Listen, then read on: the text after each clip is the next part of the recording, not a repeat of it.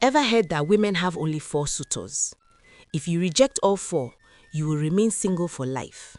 That lie has pushed many women into wrong marriages out of fear. Fear that if they don't accept who comes now, nobody will come again. But in Umuala village, there lived a woman who proved that lie wrong every single day. Her name was Machi. At 50 years old, suitors still lined up for her like hungry goats waiting for fresh grass.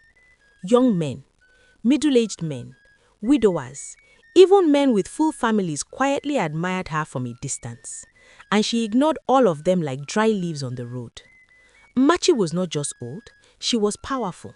She was the wealthiest woman in Umola village. Her barns were full. Her storerooms were packed with farm produce. Her goats were so many, people used them as landmark directions. If you reach Machi's goats, you have arrived. She had farmers who worked her land. She had boys who fetched water, women who processed her food items, men who guarded her farms. Her compound was always busy, filled with movement and whispers. And yet, not a husband in sight. Not once, not ever. What made it even more shocking was that she had 4 grown children. 3 sons, 1 daughter. Well-trained, responsible, successful. Each one respected her deeply. They stood beside her in public. They called her mother with pride. They fetched her water. They surrounded her like royal guards. But not one of them had ever called anyone father in public. And Machi never explained. The village couldn't understand it. Women whispered whenever she passed. How can someone like her never marry? 4 children and no wedding wrapper. This woman is powerful but strange. Some admired her. Some feared her. Some envied her. Yet, despite her age, men still desired her. Young men, very young men, strong boys who could clear farmland with one swing of the machete. They came with shy smiles, with gifts, with bold words spoken quietly. Some came pretending to ask for work. Others came pretending to deliver goods. But around Machi, everyone knew, no man came for business alone. There was this young man named Obina who once stood in front of her house. He cleared his throat, scratched his head, then said boldly, "Mama Machi, I heard you are looking for new farm workers." Machi stared at him, then smiled. "Are you here to farm or are you here to flirt?" The boy froze. His ears turned red. He ran away without another word. The village laughed for weeks. Another man, older, richer, and confident, sent elders to her. They came with wine and cola, sat before her like kings. One cleared his throat and spoke, "My daughter, you are old enough to rest tired bones in marriage." Machi laughed, a loud laugh, a laugh that shook her chest. She looked at the man who sent them, then said, "Which of my bones is tired?" The elders looked at one another, speechless. They carried their wine and left. Men kept coming. She kept refusing. Not rudely, not bitterly, just firmly. Marriage was not on her list. Yet, somehow, she had 4 children. Village people wondered, how? Who? Where? Which man? Machi never hid the truth. She just never announced it either. Those who knew, knew. Those who didn't, guessed, and they guessed wrongly. What made the story sweeter was that her children never lacked anything. They were educated, respected, decent, kind, and unlike many village children whose fathers beat their mothers in public, Machi's children never saw fights, never saw insults, never saw crying, never saw fear. They grew up watching her mother manage farms, people, and money with confidence. No shouting man, no drunk father falling through the gate, no insults thrown like stones, just peace, just order, just her. And yet, young men still gathered around her. It annoyed many women. "See this old woman," one would whisper. "Even at her age, boys are still chasing her. Life is not fair." But the truth was simple. Machi carried herself like gold, not like someone begging for love, not like someone afraid to be alone, not like someone desperate to belong. She belonged to herself, and it showed. Sometimes young boys would pretend they were fixing her fence just to stare at her walking across the compound. One day she turned suddenly and said, "If you look any longer, you will burn yam with your eyes." They scattered like chickens. Her children once joked with her, "Mama, even as you don't old, men still look you." Machi laughed. "Let them look. I am not a wood." She never chased men. Men chased her, and she never caught any of them. not with marriage, not with desperation, not with fear. The elders once called her and asked, "Machi, don't you fear being alone when night comes?" She replied calmly, "Peace keeps me warmer than any man." And that ended the discussion. Even at 70, men still fell in love with her, and she still said no. Not because she hated men, not because she was bitter, but because she had decided long ago marriage was not for her. But nobody knew why. Not really, not deeply. They only saw the wealth, the children, the respect, but never the pain, never the past, never the vow she made quietly as a younger woman. And as the village continued to talk, one thing became clear. Machi was not unlucky in love. She had simply refused the kind of love that comes with chains. But her story did not start with riches. It started with one painful decision, one heartbreak, and a vow she made when she was young and tired of watching women cry. What happened to her? What made her reject marriage completely? Why did she choose children but not a husband? That was a story the village had never truly heard. We go back to where it began, to the home she grew up in, to the marriages she watched, to the vow she made. Amachi did not wake up one day and decide she would never marry. No woman does. Marriage was something every girl in Umuola village dreamt of. From childhood, girls learned how to cook for men, how to kneel properly, how to smile gently. They were told from young age, one day you will belong to another family, and you must obey. Marriage was not seen as a choice. It was a destiny. Machi grew up in a small compound with parents who never knew peace. Her mother talked less and cried more. Her father talked loud and struck the ground with his staff whenever he was angry. And he was angry often. Small things annoyed him. Big things annoyed him. Even things that did not concern him at all annoyed him. When guests were around, he smiled. When doors were locked, he changed. Machi would lie awake at night hearing arguments from her parents' hut, murmuring, shouting. A sudden silence that made her heart jump. Then, loud voices again. Then, crying. Then the sound of her mother sweeping the floor early in the morning like she wanted to clean away sorrow. Sometimes, Machi would find her mother sitting quietly near the fire, staring into nothing. She would ask, "Mama, are you okay?" Her mother would smile weakly and reply, "Yes, I am fine." But Machi saw the sadness dancing inside her eyes. She watched how her father somehow became bigger after marriage.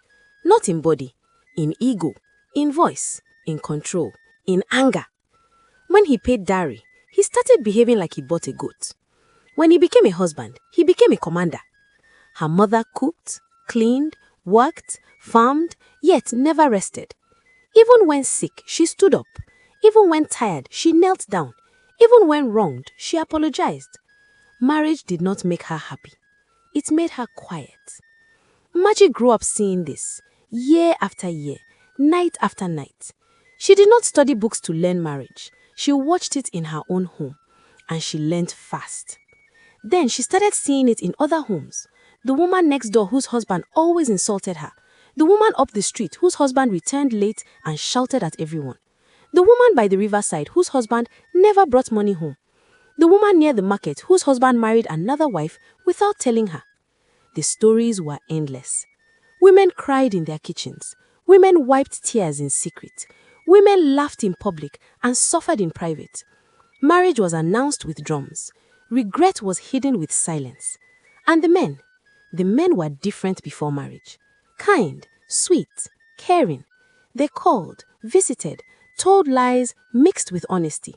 Then dowry was paid. And suddenly, ownership was born. One day, Machi heard a neighbor crying loudly. She later asked what happened. They said, "Her husband has changed." Changed. That word kept ringing in her ears. Changed how? Not into something better, into something worse. Another day, she overheard women grinding pepper and talking. "Before marriage, he carried my bag. Now he doesn't even help me carry pregnancy. He used to bring gifts. Now he brings insults." Machi listened, quietly, carefully. She didn't interrupt. She didn't laugh. She stored the words inside her heart. Then one day, she asked her mother softly, "Mama, were you happy before marriage?" Her mother went quiet. Her hands stopped moving. Her eyes avoided Machi's face. Finally, she sighed. "I was free." That was all she said. Free. One word. It entered Machi's spirit like fire. That night, she lay awake, not thinking of marriage wrappers, not dreaming of his house, not planning future cooking. She thought of freedom. She thought of choice. She thought of peace. She thought of her mother, her eyes, her sadness, her strength, her silence. And a quiet vow rose in her heart like a seed planted by sorrow. I will never belong to any man. I will never beg for peace in my own home. I will never trade freedom for survival. She did not say it out loud. She did not announce it, but she carried it like a secret crown. From that day, she looked at marriage differently, not as blessing, not as security, but as risk. Still, she was human. Still, she had a heart. Still, she believed maybe, just maybe, there could be one good man, one different one. She grew older, became beautiful. Men noticed, suitors came, but she watched them closely, not with her eyes, with her heart. When they spoke, she listened for truth. When they promised, she searched for honesty. When they smiled, she looked for other intentions. Machi almost believed. After everything she saw growing up, after all the stories of women suffering, after all the fear she carried quietly, one man almost changed everything. His name was Chukudi. He did not shout, he did not brag, he did not chase women around. He came quietly into Machi's life and sat there gently like someone who belonged. He greeted her mother properly, knelt before her father, spoke with respect. He did not promise heaven and earth, he promised effort. That alone made Machi trust him. Chukudi came often, not randomly, not secretly, with intention. He told her about his dreams, showed her where he worked, asked after her feelings, treated her as if her voice mattered. Machi's heart, which had been locked carefully, slowly unlocked itself. For the first time in her life, she felt safe around a man. She shared her fears, told him how she did not trust marriage.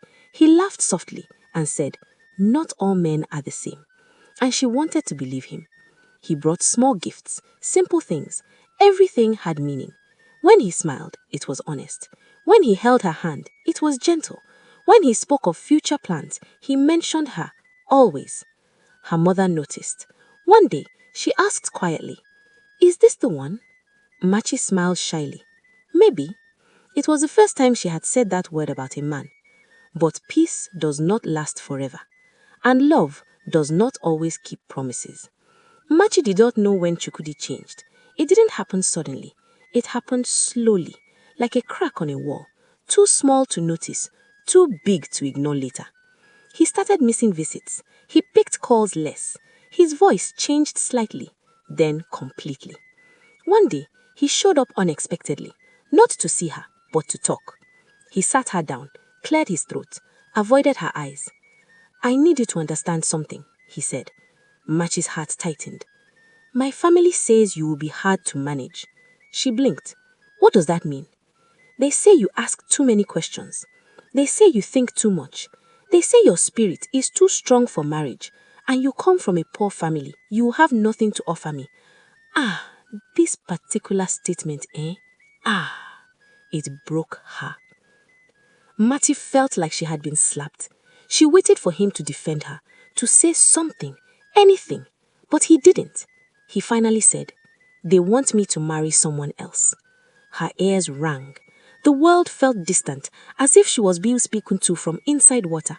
"You promised," she whispered. He sighed. "I know, but I can't fight my family." That was it.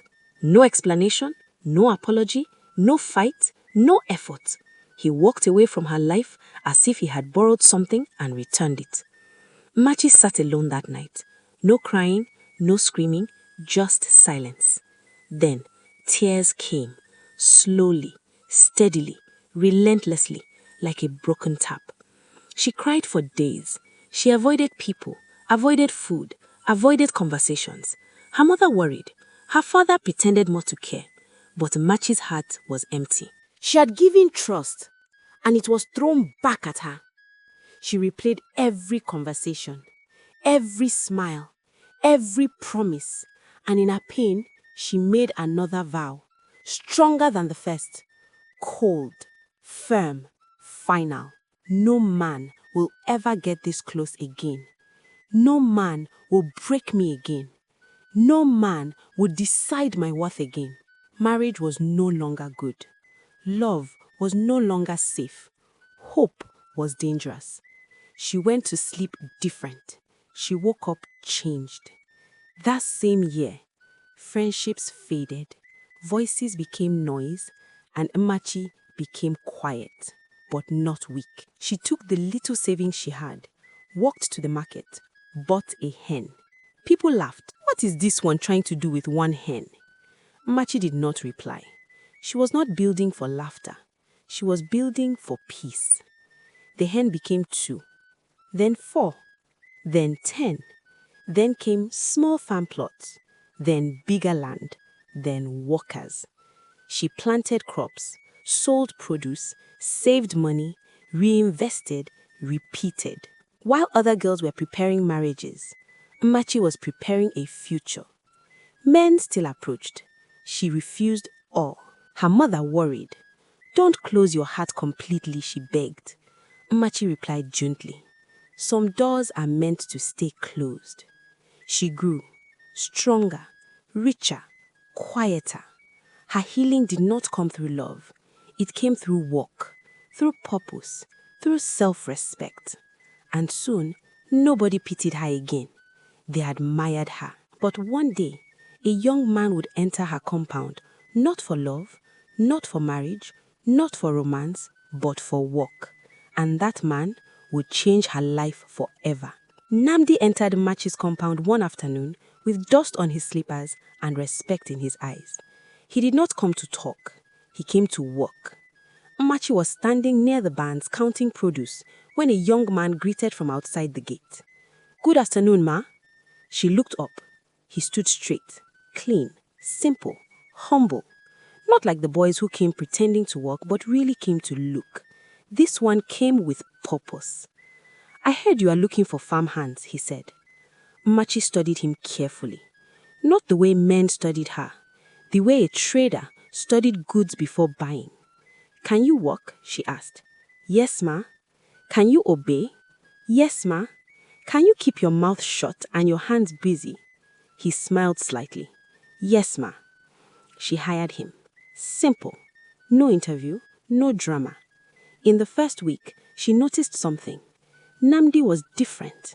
He did not gossip. He did not stare. He did not flirt. He walked and walked well. When others rested too long, he returned early. When others complained, he adjusted. When others demanded, he appreciated. Slowly, Mmachi began to trust him, not as a man, but as a worker. Months passed. He remained the same. Nothing changed. No attitude, no pride, no story. Then one evening, she did something she had never done with any worker. She called him to her hut. He stood at the door, nervous, confused, respectful. "I have something to discuss with you," she said. "Sit." He sat. "I want children." His eyes widened. "I do not want marriage." His brows furrowed. "I will raise them myself." He swallowed hard. "If you agree, I will continue paying you well." There was silence. The air was heavy. "Ma," he began, "I respect you. I admire you, but I don't understand." She spoke gently but firmly. "I have decided never to marry. I want children for legacy, not for dependency." He thought, long, hard. Then he asked quietly, "What about love?"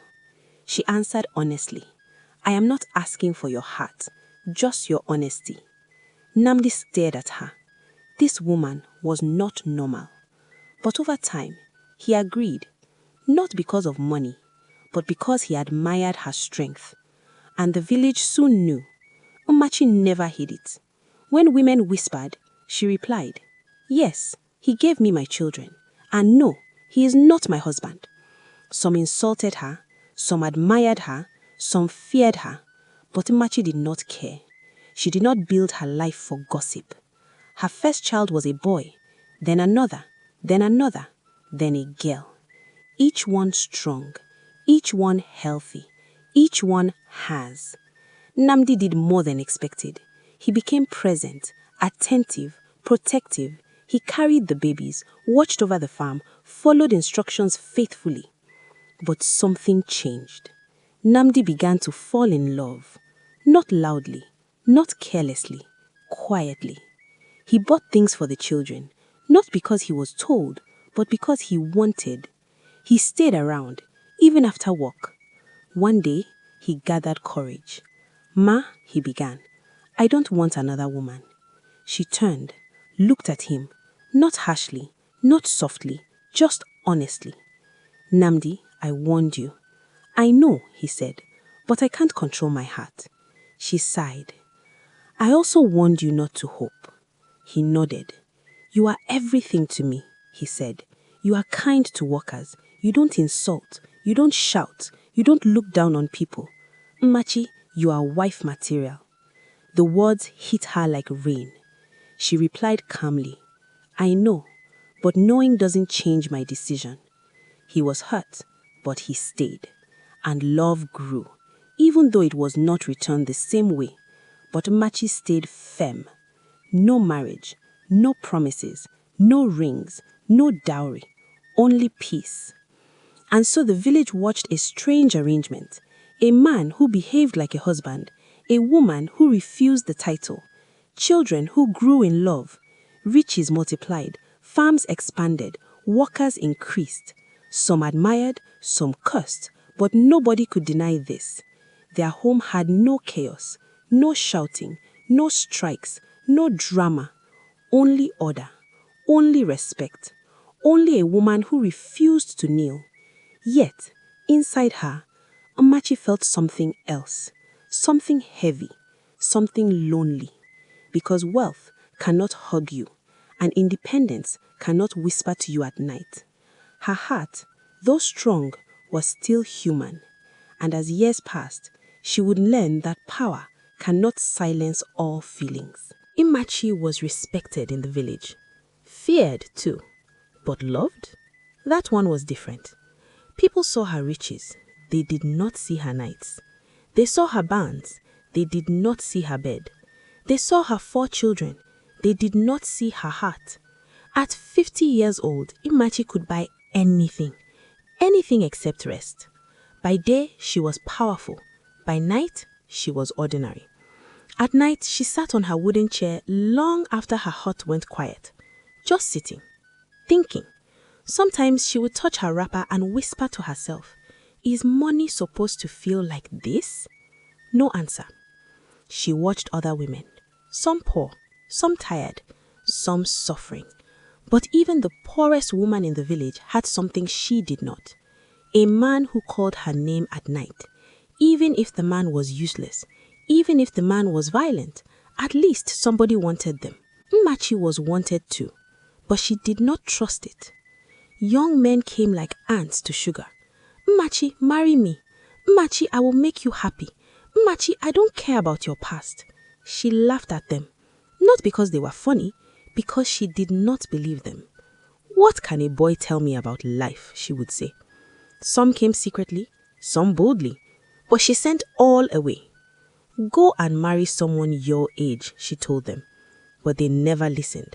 Some wanted her money, some wanted her land, some wanted her name, others wanted her body, but none touched her heart, because her heart was guarded, like her farm, locked, strong, unbreakable, or so she claimed. But deep inside, she wanted something, small, simple, dangerous, love.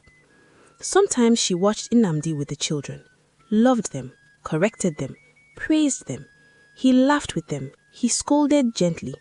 She would watch from a distance, and something would twist in her chest. Not jealousy, not regret, confusion.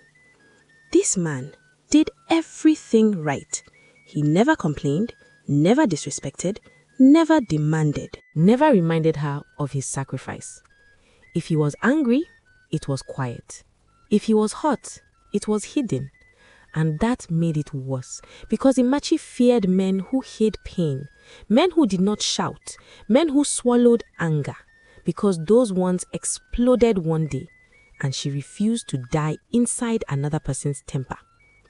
One evening, she sat alone and whispered, "What if I'm wrong?" The words scared her. She quickly stood up. "No," she told herself. "I am not wrong. I am careful." But was she? One night, she dreamt. She lay in a hut, alone, too quiet. No children, no workers, no noise, just empty walls staring at her. She woke up shaking. She did not cry, but her pillow felt wet. The next day, she worked harder. She increased farming, increased workers, increased trade, because it was easier to deal with numbers than emotions. People continued talking. Machi is too proud. Imachi wants control. Imachi is afraid. She ignored them, but every time someone mentioned marriage, her chest tightened. One afternoon, Namdi came closer than usual. "We need to talk," he said. She already knew what he wanted, and she already hated it. "I am not changing my mind," she said. He looked tired. "I'm not asking you to change." She looked at him. "Then speak." "I just want to know, did I ever matter?" Her heart skipped.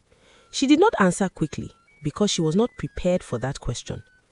"You matter," she finally said, "but not the way you want." His eyes hurt. "But why?" he asked. "Am I not enough?" She stood up. "This is exactly why I refused marriage. Because the moment love enters, demands begin." "I am not owned," she said. "I will not become property." Namdi was quiet. Then he said softly, "You already own my heart." Those words were chains to her. She felt trapped and she hated it.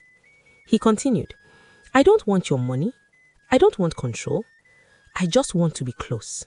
She snapped. That's what every man says before he shows his real face. Silence.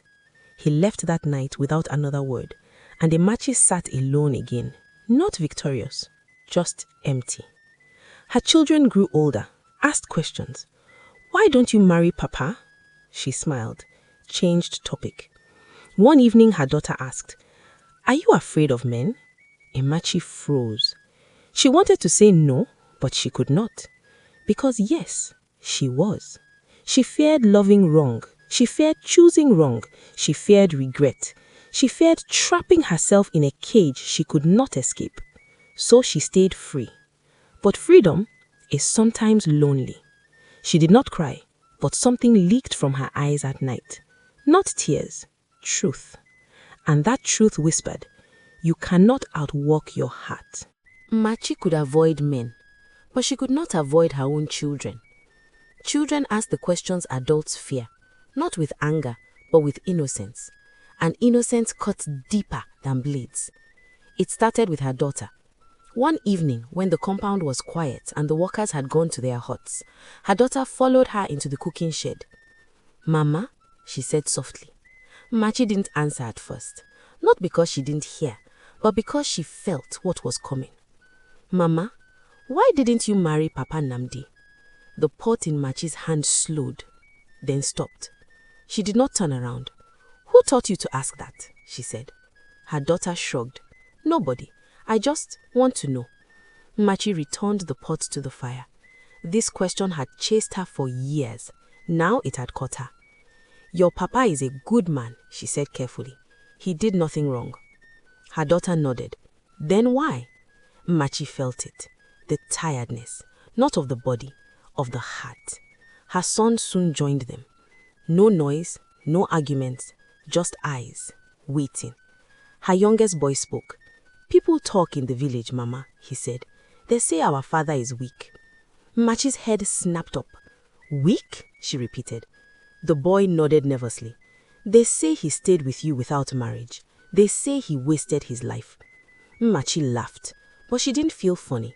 "That is not weakness," she said. "That is patience." The boys exchanged glances. Then the eldest spoke. "Mama, are you ashamed of Papa?" Those words burnt her.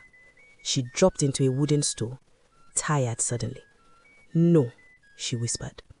"Then why won't you be his wife?" the boy asked. The questions fell heavy. Machi exhaled. "Sit down," she said. They obeyed, and she spoke, slowly. "You want the truth?" They nodded. "Then you must listen without judging." She stood up, walked to the door, closed it. Then she said softly, "I did not always intend to live this way." She turned to them. "When I was young, I believed in love." Her children leaned in. "But my parents taught me something else." She paused. "Pain." Their home while she grew up was not peaceful. My father shouted, my mother cried, and food tasted bitter in that house. She suffered, Machi said, not because she was poor, but because she was married. Her daughter swallowed. "They told each other lies," she continued. "They hurt each other loudly. They stayed together quietly. It broke something in me." Her hands trembled. "I promised myself I would never live inside someone else's anger." She exhaled sharply. "When I grew up, I watched other women. They smiled on their wedding days. Then the smiles disappeared in their marriages." She raised her eyes. "I did not want to become invisible." Her youngest asked softly, "Is that why you didn't marry Papa?" Machi nodded slowly. "Yes, I was scared to be swallowed. I did not want my name to disappear inside another person. And so I chose," she paused, "loneliness over destruction." Her eldest son wiped his eyes. "Mama, you're strong." She smiled, but it was a tired smile. Strength comes at a cost. Her daughter asked, "Do you regret it?" Machi froze. That one cut deep. She wanted to lie, but she had opened truth's door. So she said, "Sometimes." Her children leaned. "Sometimes I wish I allowed myself to hope. But then I remember, and I choose peace again." The boys were quiet. Her daughter moved closer, wrapped her arms around her. Machi did not resist. Hearts met. A rare thing for her. "You protected yourself," her daughter whispered. Machi did not answer. Because protection can also be prison. They stayed there, holding her, not asking more. And for the first time in many years, Machi felt understood. But understanding did not heal everything. Because that night, she lay awake, asking herself what she had avoided for decades. What if he really was different? And the question had no answer. Amachi sat on the veranda, watching the sun fall behind the hills. At 50 years old, she had everything a person could want. Children who loved her, farms that fed the village, workers who respected her, a life built on her own hands. And yet, people still ask the same question again and again. "Why didn't you marry Namdi?" They whispered it in markets, shouted it in passing. Even friends asked, smiling awkwardly. Machi never answered quickly, never with irritation. She waited. They waited. The pause stretched like a warning. Then she would smile. "I know why you ask," she said once to a curious neighbor, her eyes steady. "And I will tell you." Her voice carried over the courtyard. Workers paused. Children stopped playing. Even the goats seemed to listen. "Namdi is a good man," she began carefully. "Better than most you have seen. He is kind, gentle, honest, faithful, the kind of man every woman prays to find." She paused. Her hands rested on the wooden railing. "But here's the truth," she continued. "I never married him because I knew something others do not understand." People leaned closer, unconsciously, waiting for the wisdom they knew would come. "When a man becomes husband," she said, softly, "he changes. Not all men, most men, even the best, will show their true nature when they believe they own your life, your decisions, your money, your freedom. They become something different, something dangerous." Her eyes flicked to Namdi, who stood a few steps away, quietly, patiently. He had never objected, never argued, never pushed her to marry him. "By refusing to marry him," she said, her voice steady, "I preserved what was best about him. He did not become a husband, and I did not become a wife. I did not let him gain power over me. And because of that, he is still the man I respect, and he is still my Namdi." Some in the crowd whispered, nodding. Some frowned, confused. "And this is why," she said, turning back to the neighbors, "I will never call him my husband. He will never call me his wife. Titles cannot measure our love. Power cannot define our trust. Marriage is not always what it promises." Her voice grew firmer. "I do not need a ring to know he is loyal. I do not need a ceremony to know he is faithful. I do not need a marriage to protect my freedom." Her children stood close, proud. They understood in a way others could not. Her eldest son whispered to his sister, "Mama is stronger than anyone I know." Nnamdi stepped forward quietly. He did not speak. He did not protest. He simply stood by her side, his hand resting lightly on the shoulder of the youngest child. That was enough. It had always been enough.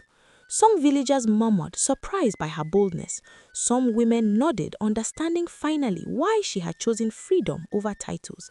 Some men cursed quietly, disappointed that a woman could see through the masks they wore.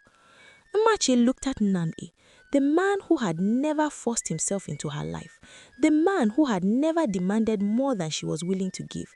He was perfect, not because he was rich, not because he was handsome, but because he had self-control, because he loved without needing ownership, because he respected boundaries she had set decades ago. She smiled, sharp and confident, like someone who had survived storms others had not even seen. "And I am done explaining myself," she said. The villagers fell silent. The workers continued their tasks, but with new respect in their eyes. Her children smiled, proud to have such a mother. Nnamdi finally smiled, a quiet, knowing smile. He understood the depth of her decision. Machi walked back into the house, the youngest child holding her hand. She stopped for a moment and looked back at Nnamdi. And he simply nodded, smiling. No words were needed. And that was how it always would be. Love existed without titles. Respect existed without ownership. Happiness existed without marriage. Machi had built a life of freedom and security. A life where love was chosen, not forced. A life that no one could control. And in the village, people still whispered, but now with awe. Machi, at 50, the richest woman in Umuola, with 4 beautiful children, had done what few women dared. She had loved fiercely, without ever giving up herself.